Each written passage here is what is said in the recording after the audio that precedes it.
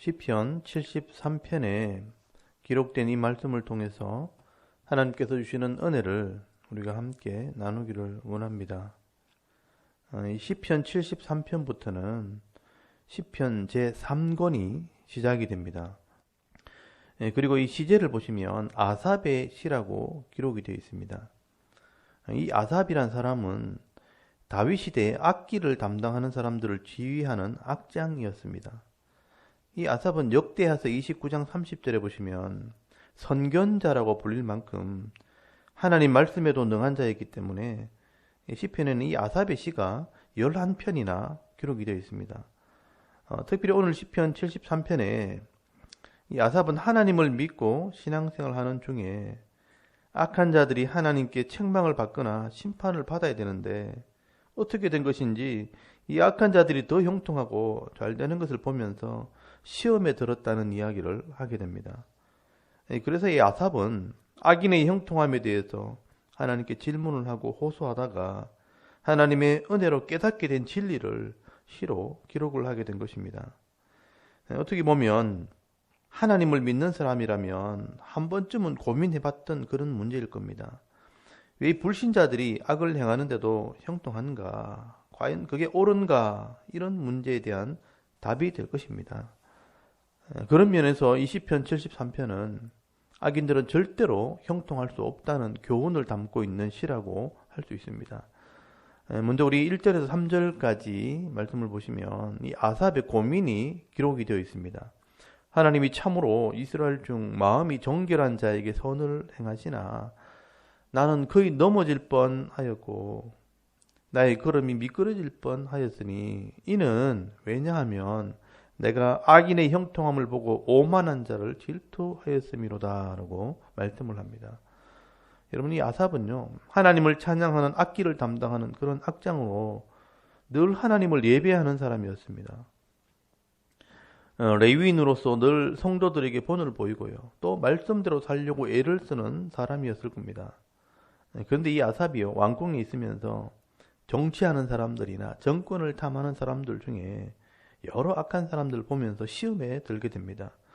분명히 저 사람은 하나님 앞에 바른 신앙을 가지고 있지 않고 악을 행하는 사람임에도 여전히 형통하고 잘 살아가는 것을 보면서 시험에 들었다는 것입니다.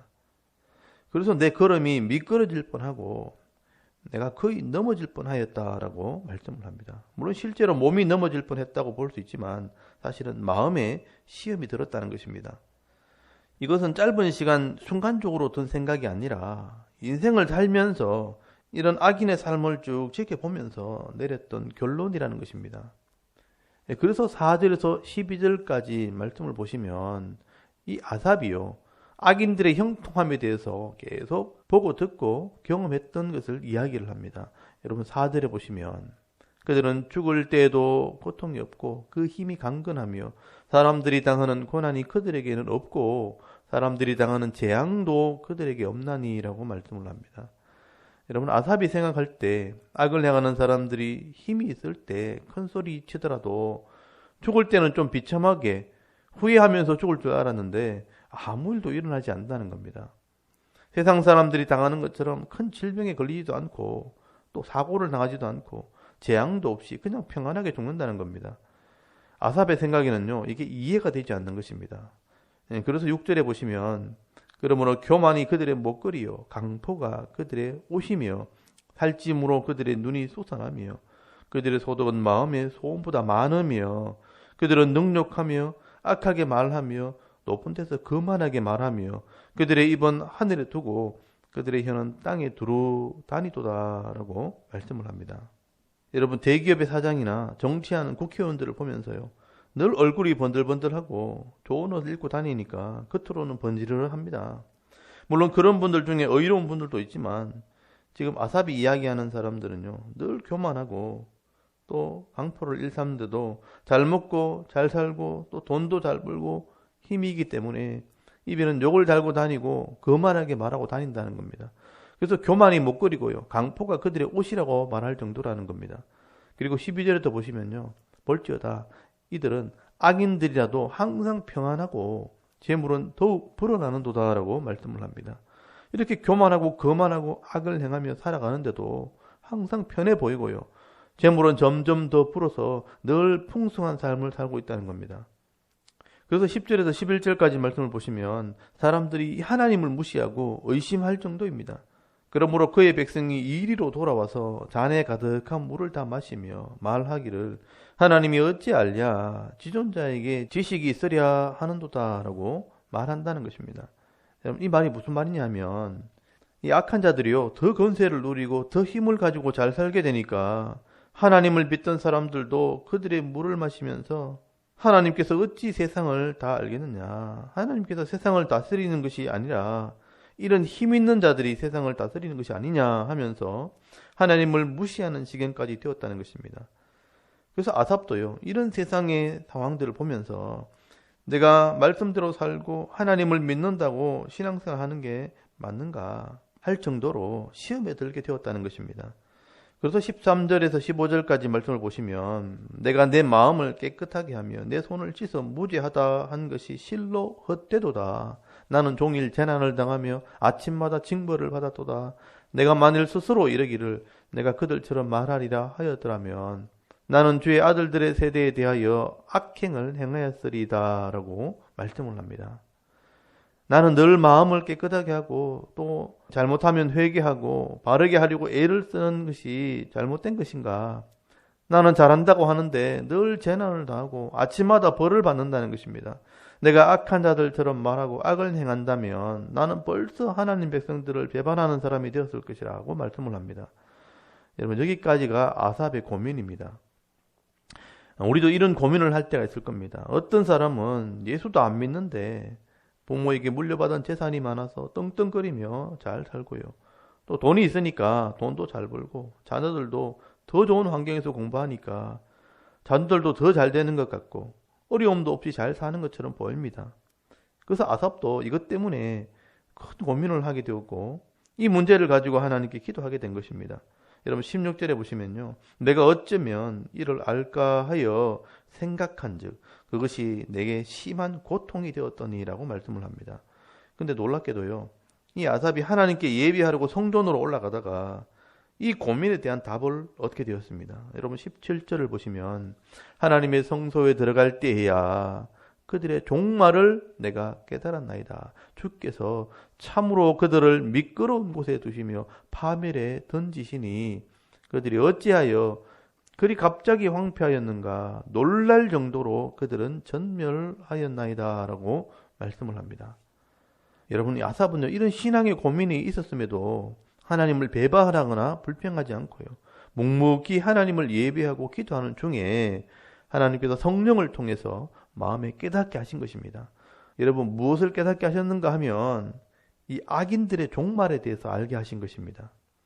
이 악한 사람들이요 이 땅에서 평안해 보이고 잘 먹고 잘 사는 것처럼 보이지만 그들이 반석 위에 서 있는 것이 아니라 굉장히 미끄러운 곳에 서 있다는 것을 알게 된 것입니다.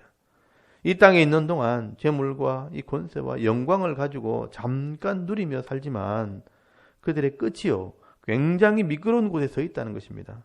그래서 그들의 생명이 끝나면 순식간에 파멸에 떨어지고요 황폐하게 되고 전멸하게 된다는 것을 알게 된 것입니다. 그래서 20절에 보시면요 주여 사람이 깬 후에는 꿈을 무시함같이 주께서 깨신 후에는 그들의 형상을 멸시하시리다 라고 말씀을 합니다. 여러분 사람들이 꿈에서 깨어나서 모든 걸 다 잊어버리는 것처럼 이 세상에서의 악인들의 형통함은요 아무것도 아니라는 것입니다. 도리어 주님께서 악인들의 형상을 멸시하게 된다. 아무것도 아닌 것처럼 여기신다라고 말씀을 합니다.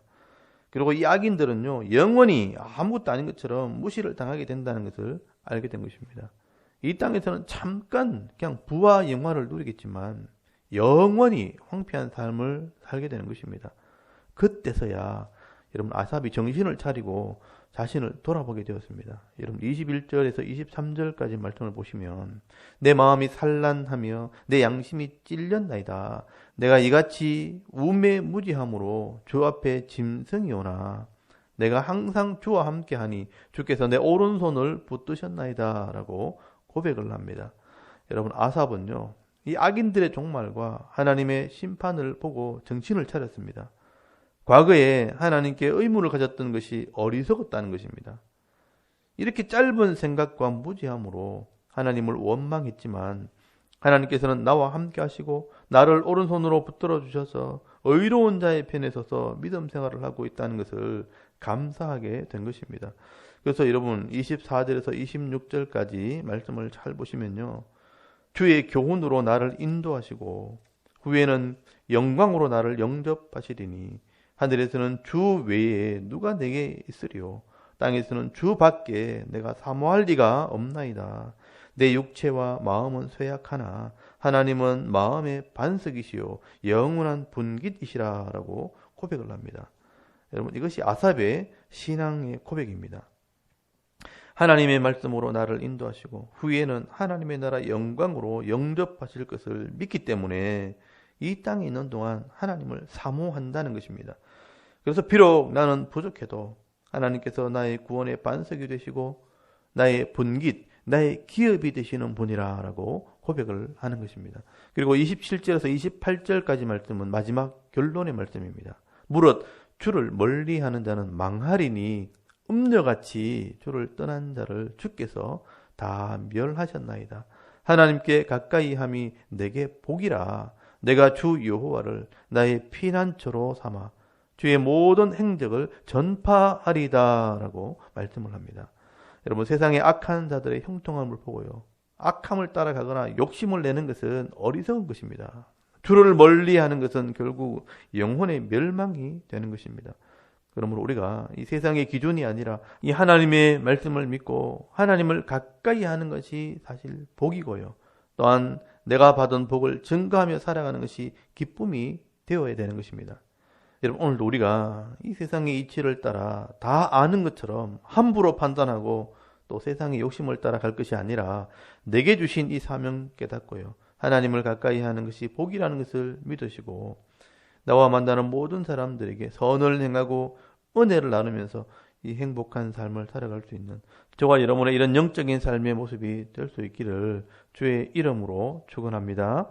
아멘. 우리 잠깐 기도 드리겠습니다. 오늘도 세상을 보면서 불평하기보다 하나님께서 주신 이 사명 감당하면서 기쁨을 누리게 하옵소서. 또 나라와 민족의 평안을 위해서 섬기는 교회와 가정과 또 자녀들의 믿음을 위해서 개인의 기도 제목을 따라 기도하고 오늘 하루 삶을 또 시작할 수 있기를 바랍니다. 다 같이 우리 하나님께 한번 기도드리겠습니다. 하나님 은혜를 감사합니다. 오늘도